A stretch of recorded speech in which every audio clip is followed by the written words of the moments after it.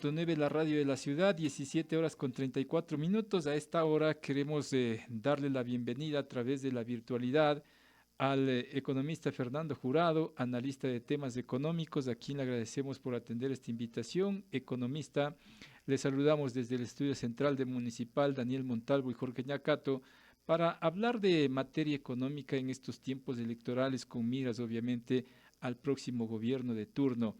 Y es que, como decíamos en la nota que acabamos de escuchar, son pocos los candidatos, 5 en definitiva de los 16, que algo tienen en sus planes de trabajo, en sus planes de gobierno, que están colgados en el Consejo Nacional Electoral, en su página web, respecto de fortalecer la dolarización que cumplió 25 años hace pocos días en nuestro país y que según muchos analistas, este modelo de dolarización ha permitido al Ecuador salir adelante de alguna manera.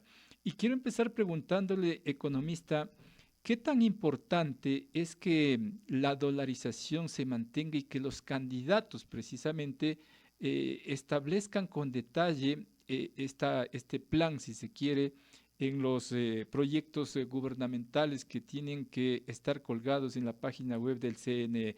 Le escuchamos, economista Jurado. Buenas tardes. Muy buenas tardes, vecinas y vecinos de la capital de los ecuatorianos, ecuatorianos en todos los lugares que nos puedan escuchar. Daniel, Jorge, qué gusto, siempre agradecido por este espacio. Es importantísimo referirnos a la dolarización porque es uno de los activos sociales más importantes que tenemos los ecuatorianos. Es un patrimonio que tiene el Ecuador, por decirlo así, tan importante como las Islas Galápagos o tan importante como la unidad que genera el ponernos la tricolor cuando juega la selección del Ecuador. Es como un logro de Richard Carapaz, es como un logro de, de Glenda Morejón. Es un logro de los ecuatorianos. Nos sentimos orgullosos, somos parte, somos adherentes, la apoyamos. Entonces, la dolarización es, como les decía, uno de los activos más importantes, de los activos sociales más importantes que tenemos los ecuatorianos. Y un plan de gobierno orientado a fortalecer la dolarización efectivamente va a brindar las posibilidades de un país estable, como ha sido estos últimos 25 años en materia de precios, por ejemplo, especialmente, para que los ecuatorianos no tengamos el costo inflacionario que estar analizando en cada una de nuestras decisiones económicas de financiamiento o de producción, la variable de los precios, que los más grandes de este panel o de quienes nos escuchan podremos tener referencia antes de 1999 como cómo era el cambio permanente de precios. En un mismo día variaban los precios de diferentes artículos y después de la dolarización tuvimos un proceso de estabilidad de precios. Ahora tenemos una, una inflación cercana al 2% o inferior al 2%, lo cual ha sido una consolidación del esquema monetario y un voto a favor de su permanencia. Economista, Adicionalmente, pero ¿cuáles deben dígame. ser las acciones que se deberían aplicar, en este caso ya el próximo gobernante, para tener mayores certezas? Porque se plantea desde incentivos fiscales para atraer inversión extranjera hasta reformas estructurales para promover la sostenibilidad en distintos campos. ¿Cuáles deben ser las acciones que se deben primar precisamente para tener una dolarización fortalecida, economista? Efectivamente, la acción más importante que deben tomar nuestras autoridades políticas económicas en pro de la dolarización tiene que ser el fomento de nuestras exportaciones, que ingresen más de dólares vía exportaciones de los dólares que se van vía importaciones. Sin que esto signifique que las importaciones sean malas, las importaciones también nos sirven para bienes de capital, bienes de tecnología, para poder seguir produciendo y reproducir el capital local. Primer punto. Segundo, fomentar la circulación del dinero en la economía, promoviendo el crédito interno, el crédito productivo, con el propósito de que se dinamice la actividad económica. Se tiene estimaciones técnicas de que un dólar en la economía ecuatoriana se mueve entre 6 y 7 veces. O sea, el hecho de que usted mueva la economía va a generar más volumen comercial, más volumen financiero, más volumen de ventas, y todas esas actividades que pueden ser promovidas en un primer momento por el Estado y después tomado la batuta por el sector privado, van a fortalecer la dolarización, porque la dolarización, si bien es un resultado en lo monetario, pero refleja o expresa mucho de lo que sucede en el sector real y también en el sector financiero. Y el sector real y el sector financiero son unos hermanos siameses que dependen uno del otro por los flujos que genera el comercio, la actividad económica y obviamente depósitos y créditos en el sistema financiero. Entonces, al Fernando, menos esas dos acciones. sí. Fernando, buenas tardes. Daniel Montalvo te Hola, saluda. Daniel. Eh, esta semana, Ecuador se vuelve noticia con una decisión del presidente de la República, Daniel Noboa, respecto de las importaciones que llegan desde México. Se les ha puesto, se les ha anunciado. No creo que esto es así de fácil, requiere un poco de pasos antes de que se aplique, pero se ha anunciado un arancel del 27%, un arancel flat, plano, y uno se pregunta, ¿esas son las medidas para recuperar balanza comercial cuando, como la tiene Ecuador con México, es negativa? Daniel, permíteme, más allá de entrar al análisis, permíteme explicar los conceptos. ¿Qué es un arancel para los vecinas y vecinos que nos escuchan? Un arancel es por decirlo así, un cargo al precio de la importación, un sobreprecio, por ponerlo así, que carga y que las consecuencias son que la importación, que en este caso viene de México, sea más costosa dentro de nuestras fronteras. ¿Qué es lo que implica? ¿Qué implicaría eso para nosotros como ciudadanos si somos consumidores de estos bienes con más aranceles o más gravámenes de comercio exterior que vienen de las importaciones mexicanas? Va a significar que nosotros tengamos que pagar 27% más del valor de la importación en el mercado local. ¿Qué implica eso? Puede implicar, obviamente, en este segmento, en esta parte del mercado de los bienes importados de México, que en el mercado local estos productos se tengan que vender a un mayor precio. O que el comercializador interno, el importador, asume el costo.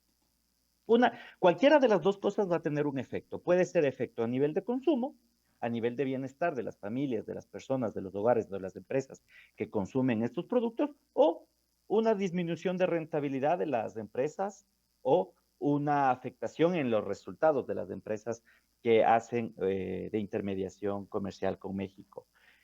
Pero muchas de estas empresas pueden tener inversiones en el país, pueden estar generando empleo en el país.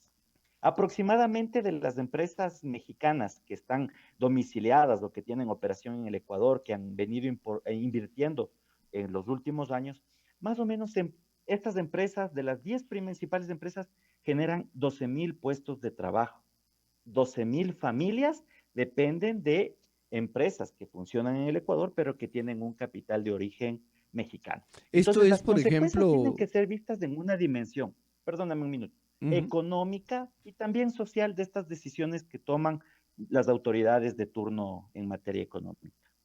a ver, entiendo que entre estas empresas estarán aquellas, por ejemplo, que venden autos ensamblados en México.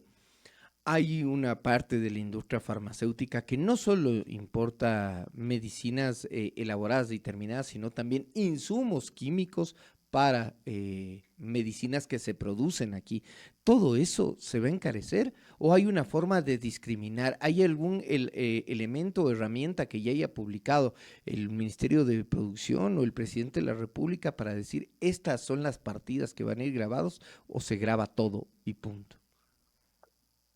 No, ya existen bienes importados de México que ya tienen un aranceles, por ejemplo, los vehículos entre el 25 y el 40%, electrodomésticos a un promedio del 30%, pero, por ejemplo, lo que podría tener un impacto directo en el valor de las importaciones sería todo lo que sea el sector, o sea, los productos del sector farmacéutico y todo lo que implicaría maquinarias industriales y maquinarias agrícolas que actualmente tienen un arancel entre el 0 y el 10. Los que tienen el 0 tendrían una carga del 27%, o sea, un incremento, un impacto de 27 puntos, mientras que los que tienen 10 tendrían un incremento o un impacto de 17 puntos. Es, Entonces sí habría una afectación directa con los bienes y servicios que se importan que tienen un arancel menor al 27%. y esas aranceles que van a tener un impacto en el precio pueden también generar una demanda en contra del Ecuador, porque he escuchado varios expertos que dicen esto puede ser apelable ante la OMC, la Organización Mundial de Comercio, porque están precisamente sancionadas las prácticas que pretendan frenar el intercambio comercial entre dos países que ya habían avanzado incluso en una negociación de un acuerdo que data desde 1983, es decir, casi 40 años atrás, 42 años atrás. Ecuador y México ya se pusieron de acuerdo en que tenían que llegar a un acuerdo de libre comercio en algún momento. Las relaciones con México son de dos bicentenarias. Y, y la relación con México en los aspectos culturales, literarios, filosóficos, intelectuales, de formación de muchos ecuatorianos en México, el papel de las universidades en el pensamiento latinoamericano, de las universidades de México en el pensamiento latinoamericano y sudamericano ha sido de muchísima referencia e impacto en el Ecuador. Entonces, culturalmente estamos muy atados y voy a decir aquí quizás un ejemplo aquí muy sencillo, pero hemos tenido mucho impacto de televisión, teatro, cine, históricamente en Latinoamérica, no solo en el Ecuador, de lo que es México. El papel de México es una de las economías más importantes de Latinoamérica. Y el peso, obviamente, de las importaciones y exportaciones entre Ecuador y México podrían resumirse a millones de dólares, ¿no? A miles de millones. Pero en cada esfuerzo que realiza un país por promocionar sus productos y exportarlas de México acá en el Ecuador y los ecuatorianos en México, son esfuerzos de décadas. Para consolidar mercados, son esfuerzos de décadas de mucha inversión, de mucha gestión pública, de mucha gestión de política comercial, de política exterior de cada uno de los países, de acuerdo a la agenda que tengamos en materia comercial y de desarrollo. Entonces, unilateralmente tomar una decisión de este tipo podría tener repercusiones, obviamente, en materia comercial. Y ante la OMC es muy probable que México, en su acción soberana, tal cual como podemos decir los ecuatorianos, en un acto soberano que tuvo el presidente, de tomar una decisión de este tipo. Pero mucho más allá de ese discurso de soberanía, que quizás no es el punto, las consecuencias sí pueden ser. Pero mucho más allá de la parte comercial son los mensajes que estamos lanzando al mercado. Nosotros, los economistas, somos siempre, valoramos mucho lo que dicen los mercados internacionales, la reputación que estamos generando en torno a nuestro país, a nuestro buen nombre, para ser buen destino de importaciones. Pero estamos cambiando las reglas del juego permanentemente. Existe, si es que fuera una situación de coyuntura, un aspecto que los especialistas en política lo dicen, estos globos de ensayo, golpes de efecto, enrarecen el aire, lo contaminan, hacen que el perfil del Ecuador como receptor de inversiones se empeore más que mejore. Y el Ecuador no ha sido precisamente un referente en los últimos años, como han sido los resultados de la estadística macroeconómica de inversión extranjera directa. No nos hemos caracterizado por ser buenos anfitriones para la inversión extranjera. Y mucho más en los últimos años, donde hemos visto que los niveles de inversión extranjera han sido inéditamente bajos. Entonces, estos mensajes digamos, de posiciones firmes o de posiciones enérgicas en materia de comercio exterior, para imponernos con una agenda de referencia para el comercio, que promovemos la libertad del comercial a través de aranceles, no creo que es la mejor lectura que pueden tener de nosotros los mercados internacionales, los inversionistas, las personas que desean invertir en el país. Entonces, permanentemente estamos enviando mensajes inadecuados que llenan de incertidumbre a los actores económicos locales como a los actores económicos internacionales. Hoy por Economista, hoy debemos tomar decisiones con respecto a aquellas políticas que permiten el crecimiento económico en el mediano y largo plazo. Y Economista Jurado, posiblemente esta decisión no es la mejor que podamos tomar en un contexto más amplio y si, agregado. si no es la mejor decisión y que muchos coinciden, ¿significa entonces que se puede caer finalmente el proceso de TLC que inició el gobierno de Lazo y se pondría fin a una aspiración de entrar a la Alianza del Pacífico Economista? O sea, yo creo que ya el tema de ingresar como miembro pleno a la Alianza del Pacífico quedó sentenciado años atrás con la negociación fallida que tuvo el Ecuador y México en el periodo del gobierno del señor presidente Lazo. Y obviamente tratar de retomar una relación comercial con México deviene tanto en lo político como en lo económico. Y después de abril del 2024, yo creo que hay que sanar mejor dicho, eh, solucionar otros temas pendientes entre los dos países antes de poder hablar de un tratado de libre comercio. Y con esta medida es igual otro tema que se pondrá en la mesa de negociación, si es que en algún caso, algún momento existe, para que tenga que ser solucionada para poder entrar en una mesa de negociación bilateral. Con esto finalizamos este diálogo con Fernando Jurado. Algunos de los puntos, ¿no? ¿Qué mismo están proponiendo los candidatos para salvar la dolarización? Más allá de los anuncios o más allá de la vieja confiable que siempre se utiliza en campaña, nos ha dado algunos de los indicadores que hay que tomar en cuenta y sobre todo por qué este tema siempre se vuelve importante. Y finalmente también hemos analizado el tema de México, que el tema que para muchos resulta inexplicable todavía. ¿Cuál fue la intención del presidente al anunciar el arancel? Bueno, y habrá que esperar a que se concrete el anuncio para un poquito más e ir entendiendo las decisiones de quienes nos gobiernan. Gracias, Fernando. Excelente resto de tarde.